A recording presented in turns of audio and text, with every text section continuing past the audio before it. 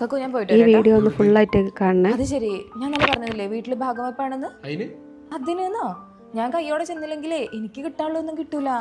അന്നങ്ങോട്ട് കെട്ടിച്ചേക്കുമ്പോഴേ അവർ കയ്യോടെ എത്ര പോകാൻ തന്നിരുന്നു? 50 പവൻ. 50 പോവാൻ ഞാൻ ഒയ്യോടുത്ത് ചെലവാക്കിക്കണം. ലോക്കറിലുണ്ട്.